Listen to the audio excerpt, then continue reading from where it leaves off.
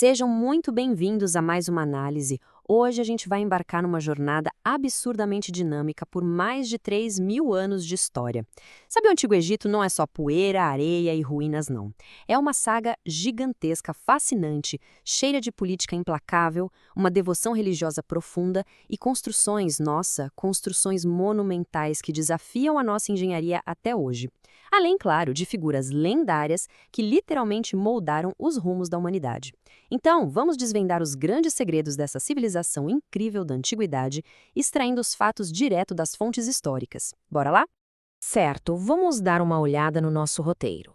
A gente vai passar pelo nascimento da civilização no Nilo, depois os deuses e a vida eterna, a grande era dos faraós, os relatos bíblicos e, por fim, Cleópatra e a queda do império. Parte 1. O nascimento no Non. Vamos imaginar uma extensão enorme, super árida, aquele deserto escaldante. À primeira vista, parece o último lugar na Terra onde uma civilização vibrante e duradoura nasceria, né? Mas olha só, por volta do ano 3200 a.C., um verdadeiro milagre geográfico aconteceu bem no meio dessa paisagem implacável. E o nome desse milagre é, sem dúvida, o Rio Nilo. Basicamente, tudo dependia dessa força da natureza. As inundações anuais traziam uma fertilidade que era vital para o solo no meio do deserto. Isso permitiu o cultivo abundante de trigo, cevada e linho. O Nilo não era só água, era a comida na mesa, a principal via de transporte e comércio, era, na essência, a própria alma daquela sociedade. Fica muito claro que sem o Nilo, o grandioso Egito que a gente estuda simplesmente não existiria. Agora, para entender o poder que se formou ali, a gente precisa notar que o Império não nasceu magicamente unificado. Antes de tudo, existiam dois reinos muito distintos, sabe? E geograficamente opostos. O Alto Egito, que por curiosidade ficava lá no sul, e o Baixo Egito, posicionado ao norte, pertinho do delta do rio. Mas esse cenário mudou completamente só por volta de 3200 a.C. Foi quando um líder formidável, o faraó Narmer, também conhecido como Menés, conseguiu um feito colossal. Ele uniu militar e politicamente esses dois territórios, criando de fato o grande Estado egípcio. Isso ilustra brilhantemente como essa sociedade se organizou. Era uma estrutura, olha, extremamente rígida e hierarquizada. O fluxo de poder era muito claro. Lá no topo absoluto, ditando as regras de literalmente tudo, estava o faraó. E ele não era visto só como um rei, tá? Ele era um deus vivo caminhando sobre a terra, com poder absoluto na política, no exército e na religião. Descendo um pouco essa imensa pirâmide, a gente encontra os nobres e os sacerdotes, que cuidavam dos impostos e das terras. Aí vem os escribas, que eram fundamentais para a escrita hieroglífica, e os soldados, garantindo a proteção das fronteiras.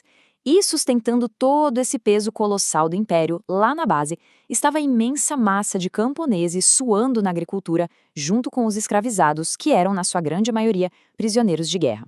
Parte 2. Deuses e vida eterna. Não tem como falar do Antigo Egito e daquelas construções gigantescas sem entender um ponto crucial: a religião. As crenças politeístas deles influenciavam absolutamente cada pequeno detalhe do dia a dia. É de cair o queixo com a riqueza desse panteão. As forças da natureza e o destino humano ganhavam forma de deuses. Por exemplo, a gente tem Ra, a divindade suprema do sol; Osíris, mandando no mundo dos mortos; Ísis, o símbolo máximo da maternidade e da magia; Horus, aquele deus falcão super famoso que dominava os céus; Anubis, com a cabeça de chacal, que era o mestre da mumificação; e Sete, uma força muito temida, responsável pelo caos e pelas tempestades. Cada um deles tinha um propósito muito claro e o respeito, ou melhor, o temor a eles, ditava o ritmo da sociedade inteira. Mas de toda essa religiosidade, o grande foco contínuo mesmo era a mortalidade, ou na verdade, a negação dela. A crença na vida após a morte era tão intensa que eles precisavam preservar o corpo físico perfeitamente. E é aí que entra aquele processo demorado e super complexo da mumificação. Mas o preparo não era só biológico, não. Faraós e nobres estocavam de tudo em seus túmulos: joias, ouro, armas, comida farta e até objetos de valor sentimental. A lógica deles faz muito sentido dentro da crença. Eles achavam que iam precisar de tudo isso na eternidade. Para os egípcios, a morte não era um ponto final de jeito nenhum. Era só o começo de uma viagem bem luxuosa. Parte 3. A Era dos Faraós. O que nos leva direto para aquela época impressionante de quem mandava construir essas tumbas gigantes. Para a gente não se perder no meio de 3.000 anos, vamos dividir isso em fases. Tudo ganha muita força no chamado Antigo Império, que é exatamente a era da construção das grandes pirâmides e daquele poder inquestionável dos faraós. Depois, a gente passa para um Médio Império, que foi uma época de expansão agrícola e de um crescimento econômico bem robusto. E, por fim, chegamos ao Novo Império. É crucial entender que esse foi o auge absoluto do Egito em termos de poder militar, riqueza e esplendor. Foi o palco dos governantes mais poderosos e reverenciados da história deles. E olha os nomes dessa galera. A ambição desses líderes é uma coisa fora do comum. A gente tem Quéops, eternizado por mandar construir a impressionante Grande Pirâmide de Gizé, a maior de todas, que está lá em pé até hoje como uma maravilha do mundo antigo. Temos Hatshepsut, uma figura formidável e uma das raríssimas mulheres a governar como faraó, focando muito em expandir as rotas de comércio e a riqueza. Depois, claro, o famosíssimo Tutankhamun. O reinado dele foi até curto, mas o nome ecoa globalmente porque a tumba dele foi encontrada quase intacta lá em 1922, lotada de tesouros incalculáveis. E fechando com chave de ouro, o titã Ramsés II. Sem dúvida, um dos faraós mais ambiciosos, conhecido pelas expansões colossais de templos e por aquelas campanhas militares épicas contra o Império dos Hititas. Parte 4. Relatos e personagens bíblicos. A história egípcia, de vez em quando, cruza com outras narrativas que moldaram o pensamento ocidental. O primeiro grande encontro é a famosa história de José, do Egito, descrita lá no livro de Gênesis. É uma narrativa de ascensão incrível. José, que tinha sido vendido como escravo pelos próprios irmãos, acaba cativo no Egito. E aí ele ganha um destaque gigantesco por causa de um talento bem específico, a habilidade de interpretar os sonhos do faraó. Ele previu certinho que haveria um ciclo de 7 anos de farta colheita, seguidos por 7 anos de uma fome devastadora. Com isso, ele convence a coroa a estocar mantimentos. Essa visão salvou uma nação inteira e ainda transformou aquele jovem estrangeiro no governador máximo, controlando a economia de um império inteiro. Avançando mais um pouco nessas fontes, a gente chega nos relatos do Êxodo.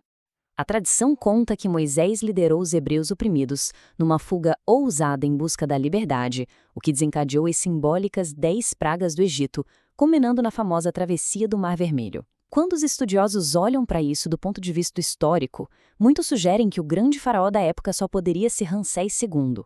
Mas, mantendo a nossa análise neutra e baseada nas fontes, é super importante ressaltar que os historiadores seculares ainda debatem bastante quais partes exatas desses eventos têm comprovação arqueológica direta. É um terreno onde as tradições religiosas e a pesquisa histórica mantêm um debate contínuo e bem respeitoso. Parte 5. Cleópatra e o fim. Com o Império já bem mais velho, a gente entra no ato final, um período dramático, tenso e bastante romântico.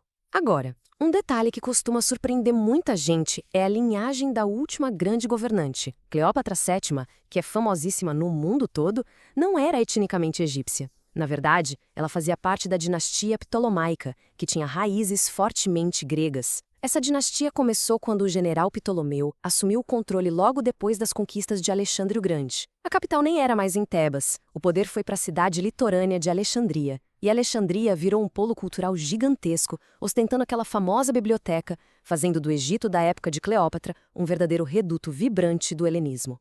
Só que esse polo brilhante estava profundamente enfraquecido politicamente por dentro. Cleópatra teve que fazer manobras bem caóticas e rápidas para tentar proteger o reino dela de uma força engolidora que estava crescendo, a República Romana. Primeiro, ela faz uma aliança política e muito amorosa com Júlio César. Eles chegam até a ter um filho, Cesarião, mas aí César é assassinado em Roma. Rapidamente, ela muda a estratégia e forma uma nova aliança vitalícia com outro grande líder, Marco Antônio. O erro fatal, isso causou um conflito violento com Otávio Augusto, um estrategista romano implacável. O ponto de ruptura foi a Batalha Naval de Áxio, em 31 a.C. Foi uma derrota tão esmagadora que destruiu e mudou para sempre o destino da região. O que vem a seguir é um colapso muito rápido e brutal. Completamente encurralado, o general Marco Antônio comete o suicídio. Cleópatra, isolada e com aquele orgulho de se recusar a ser exibida como prisioneira num desfile em Roma, também acaba tirando a própria vida. A história mais famosa afirma que foi através da picada letal de uma cobra. Com os governantes mortos, Otávio varre o que sobrou. O grandioso Egito foi friamente anexado e virou uma mera província produtora para alimentar os exércitos do Império Romano.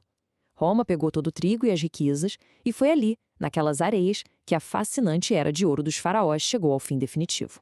Parte 6. Os legados do Egito Antigo. Bom, o Império Milenar caiu por conta da força romana, isso é fato. Mas um projeto de civilização desse tamanho não some simplesmente. O ponto crucial aqui é perceber que os antigos egípcios deixaram as ferramentas, moldaram os blocos do conhecimento que a gente usa até hoje. As magníficas pirâmides e os templos mostram que eles eram mestres pioneiros na arquitetura e na engenharia.